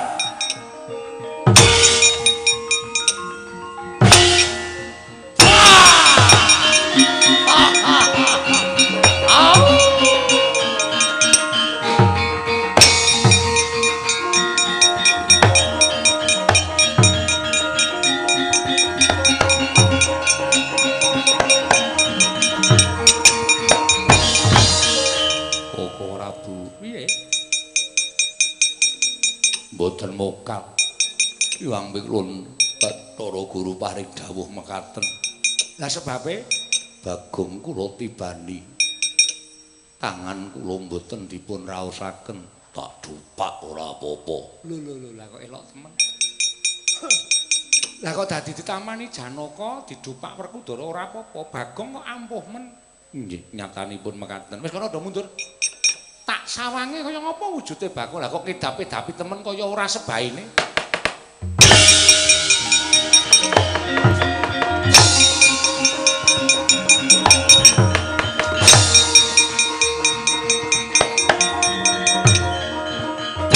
Lho kok sik.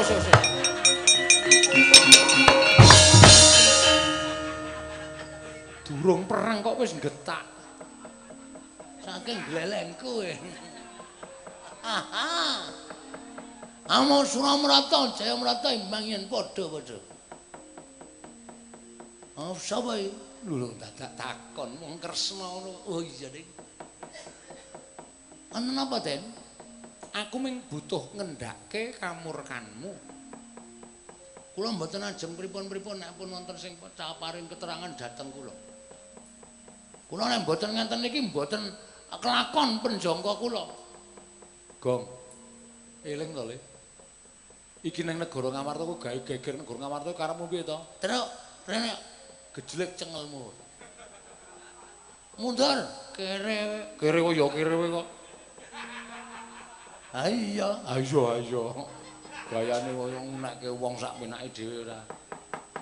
Mangsane ajen apa sampean? Oh lah dalah. Oh lah.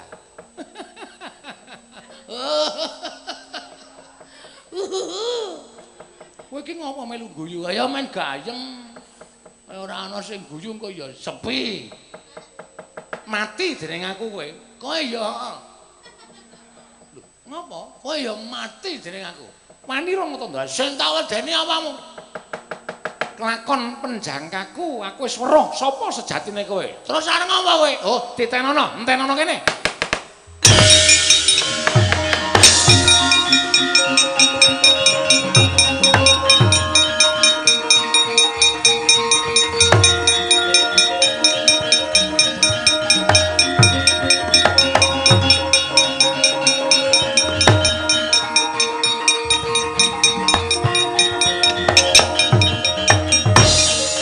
Laruta saking godha sang kura-kura yen amutusa sang Sri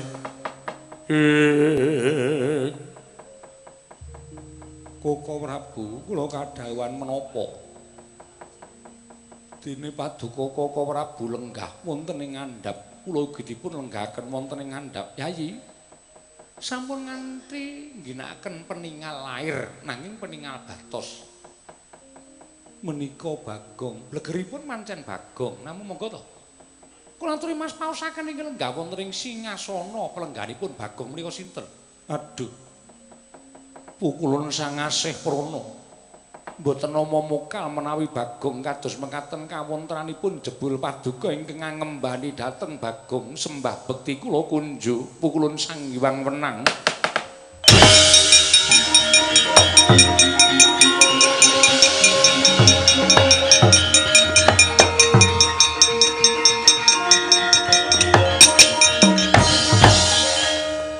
sapa cah cilik ngenyak-nyak sirah iki?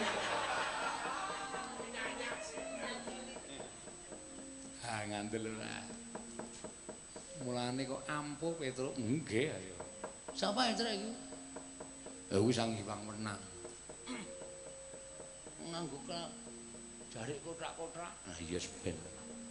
Kudune rak iki nganggo seragam SD ya. Wong edan karo sapa-sapa kok dijak sembrono. Pukulun bekti kula kunju. Iya. Darma Kusuma Ulun Tampa. Pukulun bekti kula kunju. Iya. Kresna Ulun Tampa. Lajeng lelaman menika kados pundi Pukulun? Bagong. Nun. Ulun ingkang bakal sak jarwa kelawan jeneng kita. Nggih, kula mung butuh ngertos mawon kok Pukulun.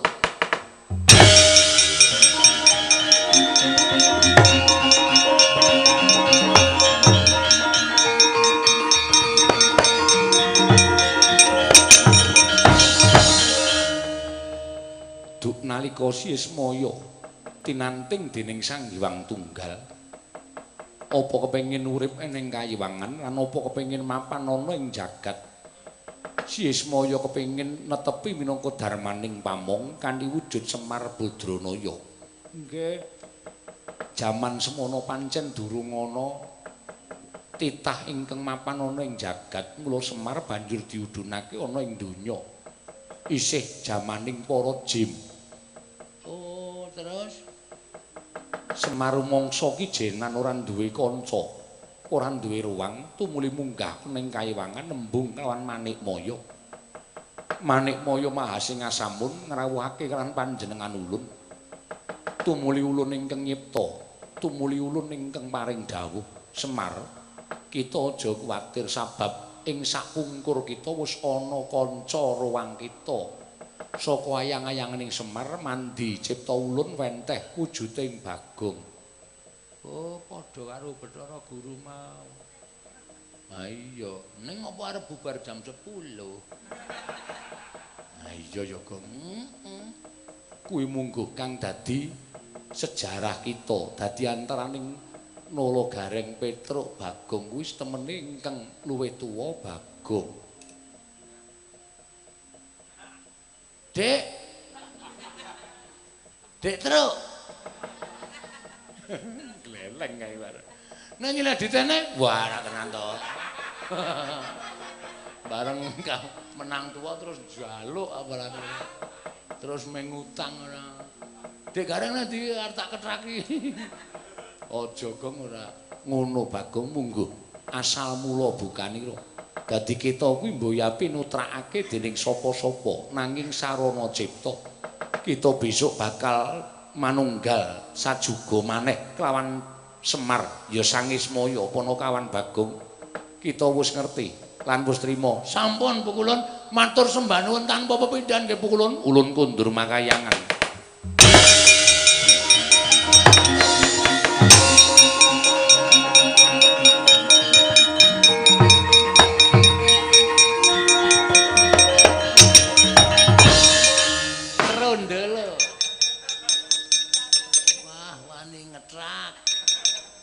Aku wis ora gleleng wani ngetrak.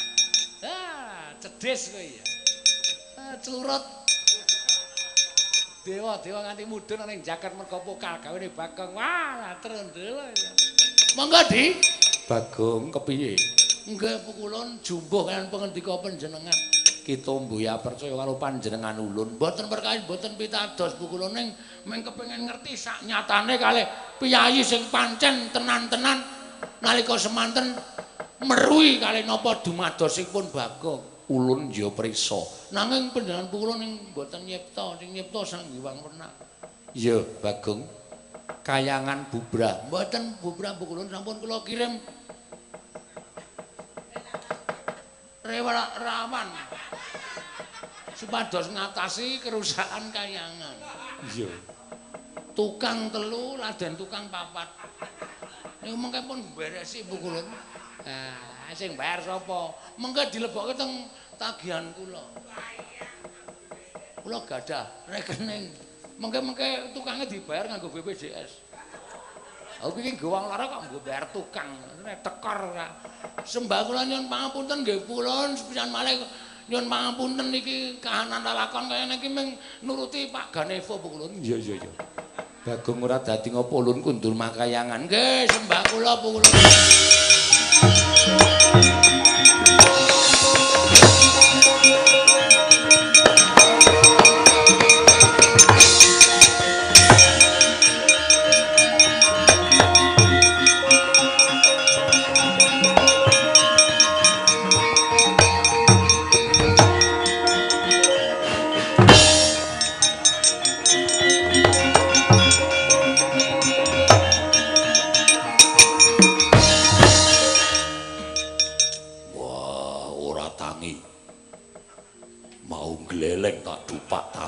Dupak tangi. Lah rak mau to Werkudara. Kae mau merga kelenggani wong pikulun padha wenang. Lah saiki Bagong ya wis ming Bagong lumrah. Duh. Nendi cak. Tulung terus. Wah. Aku wis ra glelang, Tru. Tulung tak ngeke, Tru. Wah, ayo cemplung keceren ra iso tangi. Niki wau le ampun kenggonan Bathara Wenang. Wah, ora ngerti. Ora ngerti karo nyengenges ya, Tru. Drowerku duwe nyengenges ora. Lara matuk ngono. Yer. Petro edan, Petro iki irunge nyangkleng. Meh wae copot mekutaku. Ah. Wani bales mani nek karo kowe. Piye wis paham? Wis, Pak. Ora karaku ki ternyata kembar, Pak. Wih. Oh iya, cangkeme jembar. Dapurmu. Ngopo ning kene iki? Ajeng kaya Ndara Janaka. Janaka ya Janaka Semar. Syukur Bagong nek kowe wis padha ngerti lan wis padha insap. Nggih, Pak. Kowe anake sapa? Mboten pinutrake kula kedadesake ayang-ayange Bapak Semar. Syukur. Teges kowe kuwi sesuk sing bakale tansah nyawiji karo Semar. Nggih, mengkaten, Pak.